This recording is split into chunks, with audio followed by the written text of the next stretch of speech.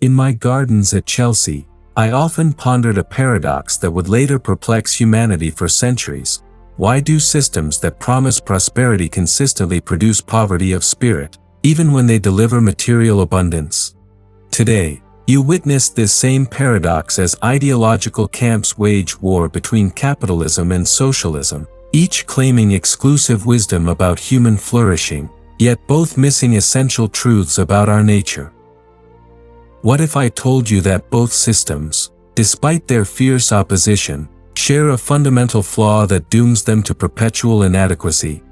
In my island of utopia, I explored a third way, not because I was indecisive, but because I understood something both capitalists and socialists miss. Human beings are neither purely selfish economic units nor perfectly altruistic collective beings. We are creatures of profound dignity who flourish only when our systems honor both our individual worth and our essential interdependence. This isn't mere theoretical speculation.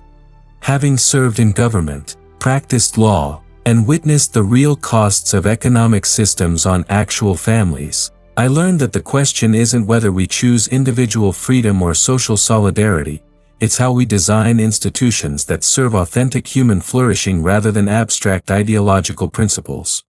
The wisdom lies not in choosing sides but in transcending false dichotomies to discover what truly serves human dignity. Chapter 1: The Fatal Flaw Both Systems Share. The deepest error common to both capitalism and socialism lies in their reductive view of human nature. Capitalism treats humans as fundamentally acquisitive beings whose highest good is maximizing individual advantage through market competition. Socialism treats humans as fundamentally cooperative beings whose highest good is achieved through collective ownership and central planning. Both are profoundly wrong because they mistake partial truths for complete reality. In my years of public service, observing merchants, craftsmen, scholars, and nobles alike, I witnessed something more complex. Humans are acquisitive and cooperative, selfish and generous, rational and emotional, individual and social, all simultaneously. We desire personal achievement and meaningful community, private space and shared purpose, individual recognition and collective belonging. Any system that denies one dimension of this paradoxical nature inevitably frustrates human flourishing. Consider how this manifests practically. The merchant who accumulates wealth may do so partly from greed, but also from desire to provide for his family and contribute to his community's prosperity. The peasant who shares his harvest may act from genuine charity, but also from practical recognition that mutual aid serves his long-term security. Human motivation resists the simplistic categories that ideological systems demand. Capitalism's fatal flaw manifests in its reduction of all human relationships to market transactions. When everything becomes commodity, labor, land, even love, we lose the sacred dimension that gives life meaning. I've seen wealthy merchants who owned everything yet possessed nothing of lasting value. Their souls withered even as their coffers grew, because they confused having with being, accumulation with accomplishment. The market logic, when extended beyond its proper sphere, corrupts even good intentions. Parents begin calculating the return on investment from educating their children. Communities start competing against each other rather than cooperating for mutual benefit. Churches begin marketing salvation like merchants hawk their wares. Sacred becomes secular, persons become objects, relationships become transactions. Socialism's fatal flaw appears in its assumption that individual desires are merely selfish obstacles to collective good. But the human person possesses inherent dignity that cannot be dissolved into the mass. When systems treat individuals as mere means to collective ends, they violate something sacred about human nature, the irreplaceable value of each unique person with their particular gifts, relationships, and calling. I've observed how collective systems, despite good intentions, often produce new forms of tyranny. The state or party that claims to represent everyone's interests inevitably develops interests of its own. Those who manage the collective good become a new ruling class, often more oppressive than the capitalists they replaced because their power faces fewer constraints. Both systems also share a dangerous materialism, the assumption that human happiness can be measured primarily in terms of material conditions. Whether that material abundance comes through private accumulation or collective distribution matters less than recognizing this fundamental error. Humans need more than bread, though they certainly need bread. We hunger for meaning, beauty, truth, love, and transcendence, goods that cannot be manufactured or distributed through economic systems alone. The third way I envisioned recognizes that economic systems must serve human persons, not the reverse. This means creating institutions that honor both individual dignity and social solidarity, both personal responsibility and communal care, both private initiative and common good. It requires understanding that economics is ultimately about human relationships and must be embedded within moral frameworks that preserve what is most precious about human life. Chapter 2: Why Private Property Becomes Sacred Selfishness. Capitalism's defenders often speak of private property as a natural right, but this transforms a useful social convention into an absolute principle that justifies profound inequality. In my utopia, I challenged this assumption not because I despised individual ownership, but because I witnessed how unlimited private accumulation corrupts both those who possess too much and those who possess too little. Consider the logical conclusion of treating private property as sacred. If my right to accumulate wealth has no limits, then my neighbor's right to basic necessities becomes secondary. This creates a moral hierarchy where property rights trump human rights, where the accident of inheritance or the cunning of acquisition grants some people power over others' basic survival. Such thinking inverts the proper order, making things more important than persons. I've observed how extreme private property rights create what we might call sacred selfishness, the belief that pursuing individual advantage, regardless of social consequences, somehow serves the greater good. This transforms vice into virtue and makes greed respectable by calling it rational self-interest. The miser becomes an economic hero, the exploiter becomes a job creator, the monopolist becomes a successful entrepreneur. But human experience reveals the poverty of this approach. Those who accumulate vast wealth often become its prisoners, losing touch with simpler pleasures and deeper relationships. Their property possesses them more than they possess it. I've known nobles whose great estates brought them anxiety rather than joy, whose vast holdings isolated them from genuine human connection. They surrounded themselves with servants and sycophants but lost true friends and honest counselors. Meanwhile, those excluded from property ownership lose not just material security but also the dignity that comes from meaningful participation in economic life. When a few own the land, tools, and resources necessary for productive work, the many become dependent on the few for mere survival. This dependency corrupts both parties. The owners become arrogant, the dependent becomes servile. The irony runs deeper. Unlimited private property rights ultimately undermine the very freedom they claim to protect. When a few accumulate vast holdings, they create dependency among the many. The propertyless become wage slaves, nominally free but practically bound to serve others' economic interests for survival. They must sell their labor to eat, accept whatever terms are offered, and remain grateful for the privilege of enriching their employers. This system also corrupts the relationship between effort and reward. Those who own property can earn income without working, while those who work without owning property struggle to earn enough for basic needs. The landlord grows rich while sleeping, the laborer grows poor despite toiling. This violates elementary justice and creates resentment that threatens social stability. Furthermore, the sacred property principle tends toward oligarchy. Wealth concentrates over generations through inheritance, advantageous marriages, and the superior bargaining power that comes from having more than enough. Democratic institutions cannot long survive when economic power becomes too concentrated, because those with vast wealth inevitably use it to influence political processes for their continued advantage. My third way envisions property arrangements that serve human flourishing rather than abstract rights. This means ensuring everyone has access to what they need for dignified life, adequate housing, meaningful work, education, healthcare, while also preserving reasonable scope for individual initiative and personal ownership of items that contribute to individual development and family life. This isn't about eliminating all private property, but about preventing the extremes that corrupt both rich and poor. When property serves persons rather than enslaving them, it becomes a tool for human development rather than an idol that demands human sacrifice. The goal is widespread ownership rather than concentrated wealth, productive property rather than merely speculative holdings, stewardship rather than exploitation. Chapter 3: How Collective Ownership Destroys Individual Dignity.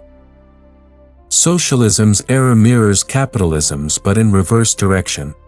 Where capitalism makes private property sacred, socialism makes collective ownership absolute, often failing to understand how this crushes the human spirit in different but equally destructive ways. In my theoretical explorations, I recognize that humans need some sphere of personal autonomy and individual responsibility to flourish as persons created in God's image. The socialist impulse contains admirable motivation, the desire to ensure everyone has access to life's necessities and to prevent the exploitation that comes from concentrated private ownership. But when this impulse hardens into ideology that eliminates all private ownership, it violates something essential about human nature. We are not merely social beings, we are persons who need space for individual development, personal choice, and private reflection. I've witnessed how collective ownership can become a new form of tyranny when it eliminates all personal autonomy. If the community owns everything, then individuals own nothing, not just material goods, but also the freedom to make meaningful choices about their daily lives. This reduces persons to mere functions within the collective machine, denying their unique dignity and irreplaceable value. The practical problems multiply quickly. Without personal ownership of anything, individuals lose incentive for careful stewardship. Why maintain what belongs to everyone when the costs of neglect are shared while the benefits of care provide no personal return? This creates the tragedy of the commons on a society-wide scale, where shared resources deteriorate because no one has sufficient personal stake in their preservation. More fundamentally, collective ownership often requires centralized control that concentrates enormous power in the hands of those who manage the common property. This creates new forms of inequality, not between owners and workers, but between managers and managed, planners and planned. The elimination of economic inequality often produces political inequality that proves even more oppressive because it faces fewer constraints. Those who administer collective property inevitably develop interests separate from those they claim to serve. They become a new ruling class whose power depends on maintaining the collective system regardless of its effectiveness. This creates systematic resistance to feedback and reform, because admitting failure would threaten the administrator's privileged position. My observations of human nature suggest that people need some realm of personal responsibility and individual choice to develop their unique gifts and personalities. When everything is collectively owned and centrally planned, this essential space for personal growth disappears. Individuals cannot pursue their particular vocations or develop their distinctive talents when all decisions are made collectively according to standardized procedures. The system also tends toward conformity because collective decision-making naturally gravitates toward lowest common denominators. What pleases most people becomes the standard for everyone, eliminating the diversity that enriches human life. Those with unusual gifts, interests, or needs find no accommodation within systems designed for average cases. Perhaps most tragically, collective ownership often destroys the voluntary associations that provide meaning and belonging in human life. When the state manages everything collectively, there's no space for the intermediate institutions, families, guilds, parishes, voluntary societies, that mediate between individuals and the larger society. People lose the experience of freely choosing their associations and commitments. The third way preserves essential collective ownership of what serves the common good, perhaps natural resources, major infrastructure, and basic services, while maintaining personal ownership of what serves individual development and family life. This balance honors both our social nature and our individual dignity, allowing for both cooperation and personal autonomy. Such arrangements might include cooperative enterprises where individuals share ownership and decision-making, public ownership of essential services combined with private ownership of personal goods, and democratic participation in collective decisions while preserving space for individual choice in personal matters. The goal is cooperation without coercion, shared responsibility without loss of personal autonomy. Chapter 4: The Competition Myth versus Cooperation Reality. One of capitalism's most seductive myths claims that competition brings out the best in human nature, driving innovation and efficiency while weeding out weakness and incompetence. But my experience in law and government revealed how this story obscures competition's darker realities while ignoring the superior power of cooperation for solving complex human problems. Unlimited competition creates what we might call moral race to the bottom. When success means defeating others rather than serving genuine human needs, people discover that vice often proves more profitable than virtue. Lying, cheating, exploitation, and manipulation become competitive advantages. The system rewards those willing to abandon moral constraints while punishing those who maintain ethical standards. Consider how competitive markets handle human needs. Healthcare becomes a commodity where the sick are profit opportunities rather than suffering neighbors requiring care and compassion.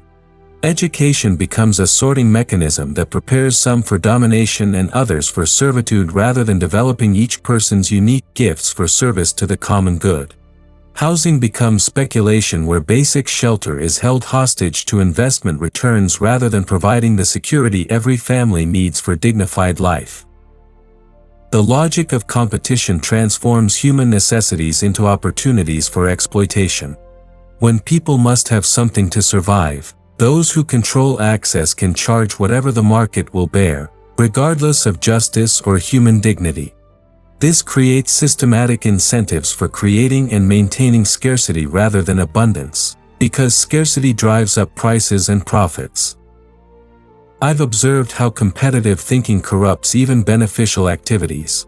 Merchants begin adulterating their products to reduce costs below competitors' prices.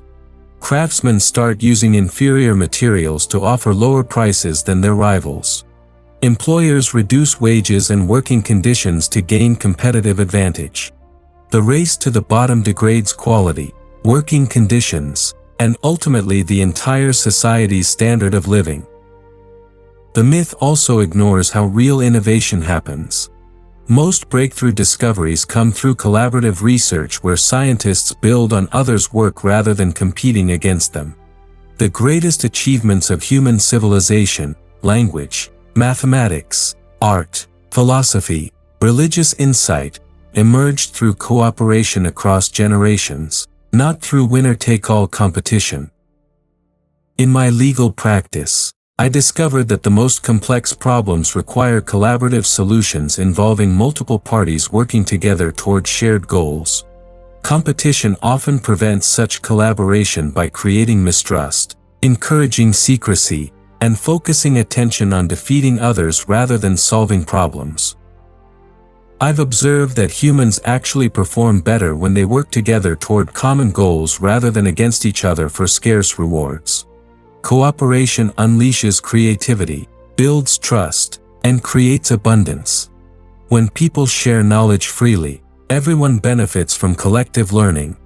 When they pool resources, they can accomplish things impossible for individuals acting alone. Competition often stifles innovation by encouraging secrecy, duplication of effort, and short-sighted thinking focused on immediate advantage rather than long-term solutions. Companies hide their discoveries from competitors, wasting enormous resources on duplicating each other's research rather than building on shared knowledge for everyone's benefit. The competitive mindset also creates artificial scarcity by encouraging hoarding and waste. When success requires that others fail, there's incentive to destroy competitors' resources rather than using them productively. Wars provide the most extreme example, but the same logic operates in economic competition where market share gained by destroying competitors is valued over wealth created by serving customers. The third way harnesses competition's energy while preventing its destructive excesses. This means creating frameworks where people compete to serve others better rather than to exploit others more effectively. It means ensuring that success comes through contribution to common good rather than mere accumulation of individual advantage. This might involve cooperative enterprises where workers share ownership and decision-making, regulated markets where competition serves consumer welfare rather than producer profit maximization, or collaborative research institutions where knowledge is shared freely for everyone's benefit. The goal is channeling human energy towards solving real problems rather than creating artificial scarcity or defeating arbitrary opponents. Chapter 5: Why Central Planning Fails Human Complexity. Socialism's central planning appealed to those who witnessed capitalism's chaos and waste, but my understanding of human nature revealed why technocratic control cannot adequately serve the infinite complexity of human needs and desires. The dream of rational organization becomes a nightmare of bureaucratic tyranny when it tries to replace human freedom with administrative efficiency. The fundamental problem lies in information.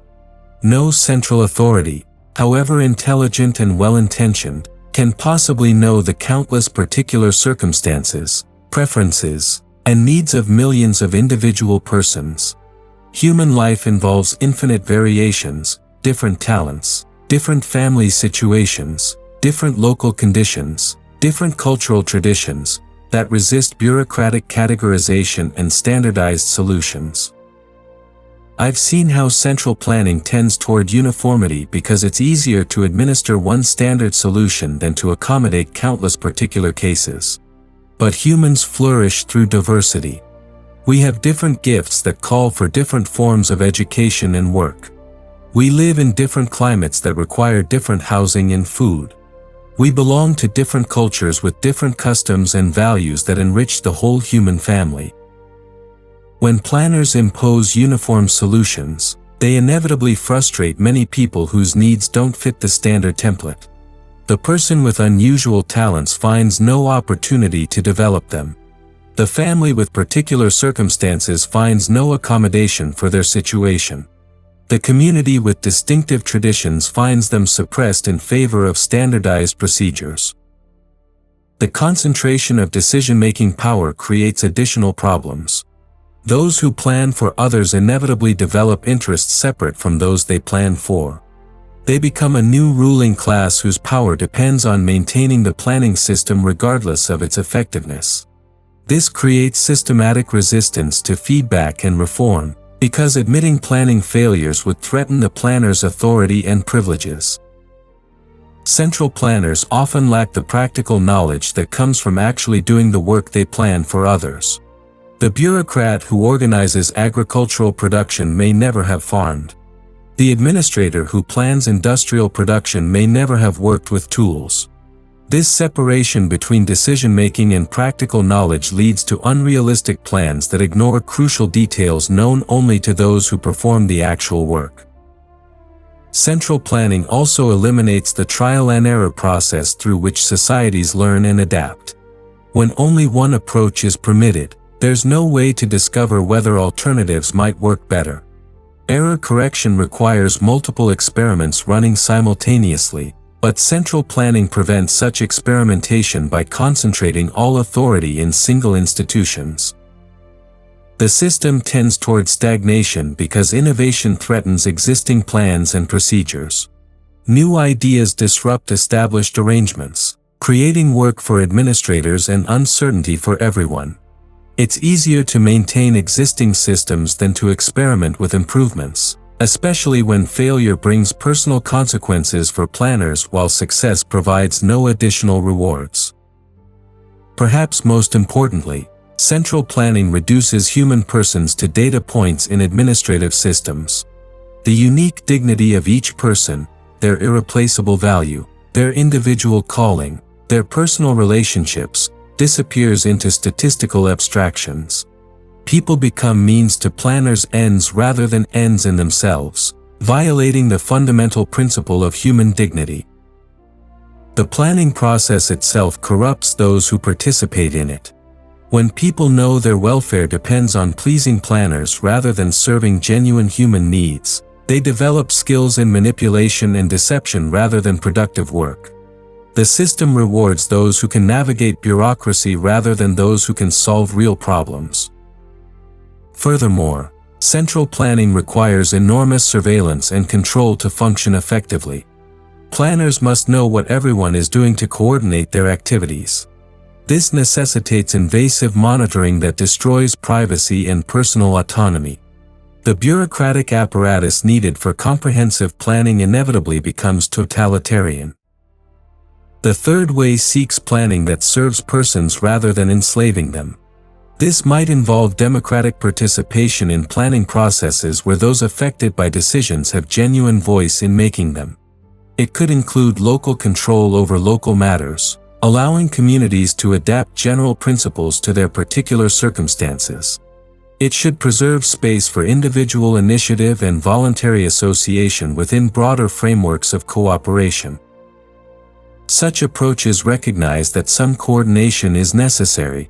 We need infrastructure, education systems, environmental protection, but they seek to accomplish these goals through methods that enhance rather than diminish human freedom and dignity. The goal is coordination without coercion, organization without oppression, planning that serves human flourishing rather than administrative convenience. Chapter 6: Markets as Tools, Not Masters.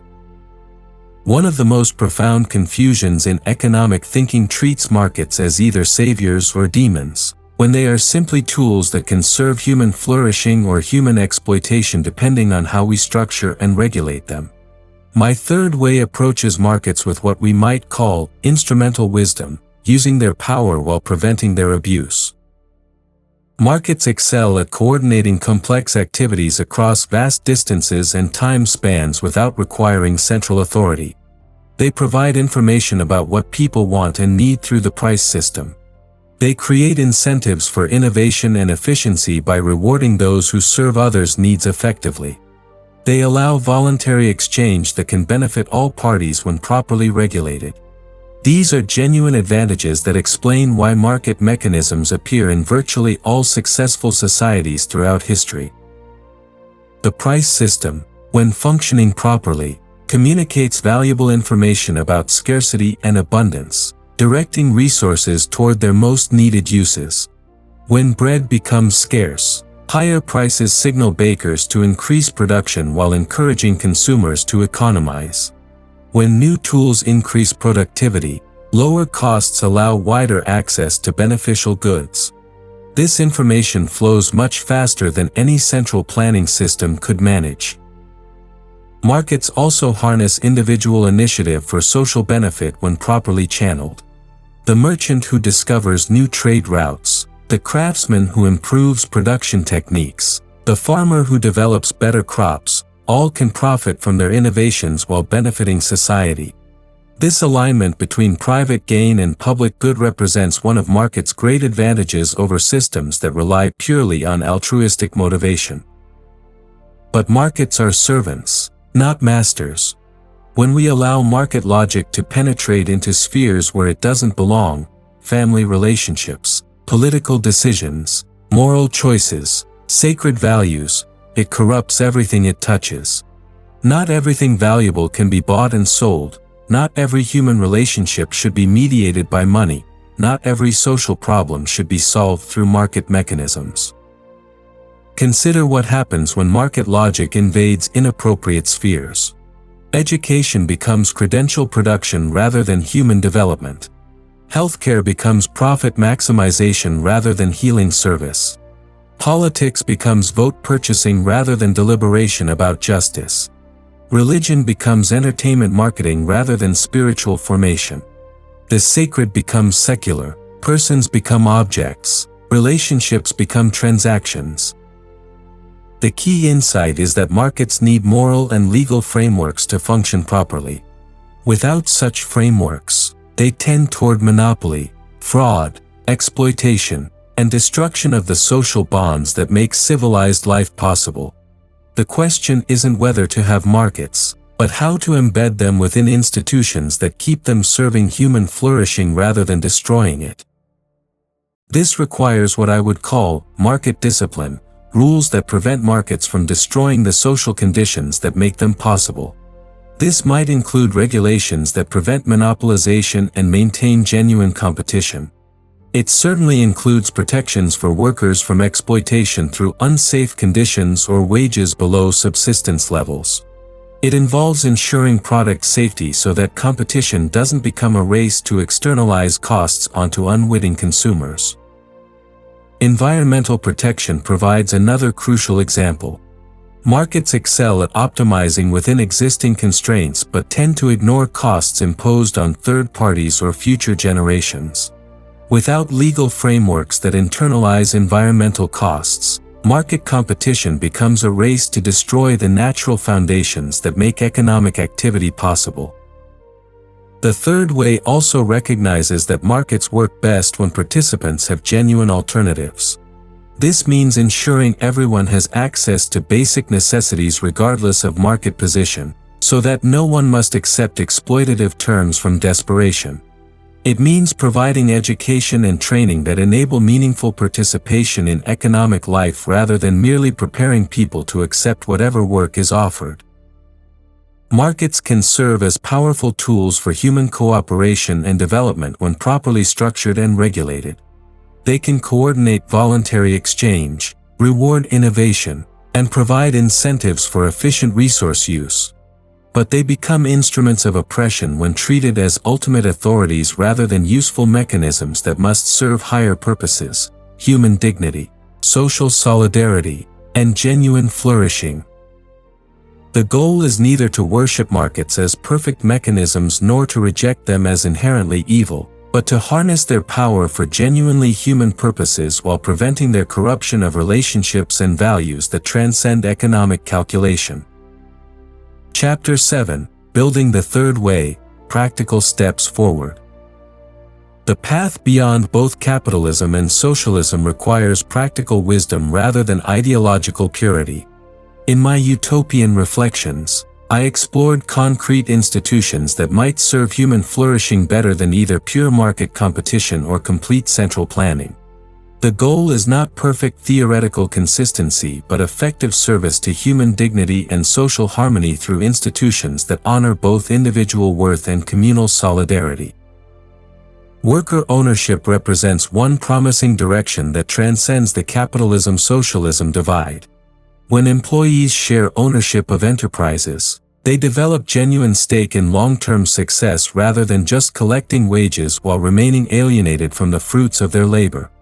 This aligns individual interests with enterprise health while preserving innovation incentives that pure state ownership often destroys through bureaucratic management.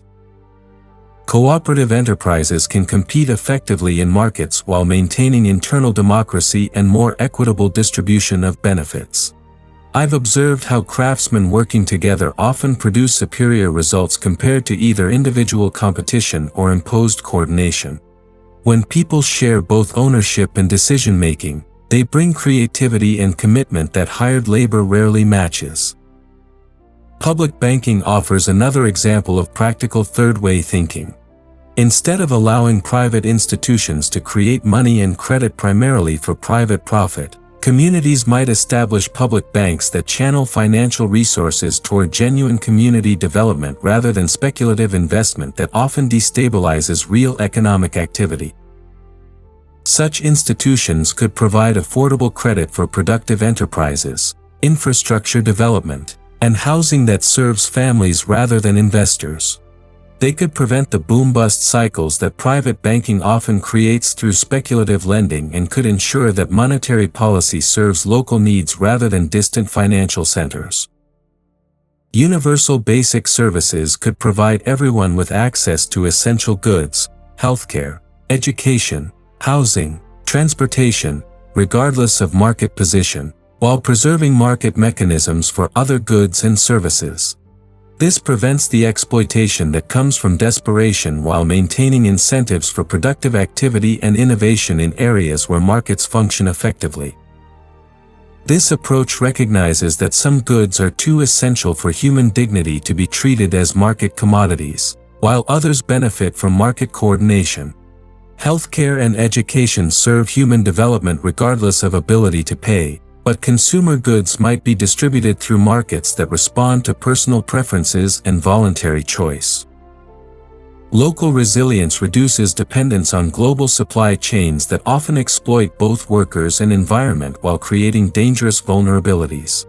Communities that can meet basic needs through local production and exchange gain freedom from both corporate domination and state control, developing the self-reliance that enables genuine democracy. This requires rebuilding local economies through community-supported agriculture, local manufacturing cooperatives, regional financial institutions, and educational systems that prepare people for meaningful participation in local economic life rather than just serving distant corporate interests. Democratic participation in economic decision-making could extend beyond political voting to workplace democracy, community investment decisions, and regional planning processes. When people have genuine voice in decisions that affect their daily lives, they develop both the skills and the motivation needed for effective self-governance in both economic and political spheres. Such participation might include worker representation on corporate boards, community involvement in major investment decisions that affect local environments and employment, and democratic planning for infrastructure development that serves genuine human needs rather than merely profitable opportunities. The transition requires gradualism rather than revolution. Sudden changes often produce chaos that benefits demagogues and tyrants while harming ordinary people who depend on existing institutions for their daily survival. But gradual development of alternative institutions allows for learning, adjustment, and cultural change needed for sustainable reform. This might involve supporting existing cooperatives and community institutions, experimenting with new forms of economic organization on small scales, and gradually expanding successful models while learning from failures. The goal is building alternatives within existing systems rather than destroying everything and starting over. Most importantly, the third way requires moral renewal alongside institutional change. Economic systems reflect the character of the people who operate them. Without growth in virtue, justice, temperance, courage, wisdom, even the best institutions will be corrupted by human selfishness and pride. But good institutions can also encourage virtue by making good choices easier and evil choices harder. The work involves both personal conversion and social reform, individual virtue and institutional justice, spiritual renewal and practical innovation. This integration reflects the humanist understanding that human beings are both individual persons and social beings who flourish only when their institutions serve their dignity while their character serves the common good. Conclusion. The choice between capitalism and socialism presents a false dilemma that has imprisoned political imagination for generations. Both systems share materialistic assumptions and reductive views of human nature that prevent them from serving authentic human flourishing. The path forward requires transcending this sterile debate to discover approaches that honor both individual dignity and social solidarity without sacrificing either to the other. My third way isn't a perfect blueprint but a direction of travel toward economic institutions that serve persons rather than enslaving them, that channel human energy toward genuine problem solving rather than artificial competition or bureaucratic control, that preserve space for both individual development and communal belonging. This requires practical wisdom rather than ideological purity, patient experimentation rather than revolutionary upheaval. The work begins wherever you are, with whatever resources you possess. Start local, think long-term, and remember that economic systems are human creations that can be changed by human decision guided by moral wisdom and practical experience. Support cooperatives, participate in community institutions, vote with your dollars for enterprises that treat workers and environment justly, and work to build institutions that serve human dignity rather than merely generating profit or enforcing equality. The island of utopia remains a destination rather than a detailed map, but the journey toward more just and humane economic arrangements can begin today, in your community, through your choices and commitments to serving both individual flourishing and common good. The third way lives wherever people choose cooperation over exploitation, service over domination, and human dignity over ideological abstraction.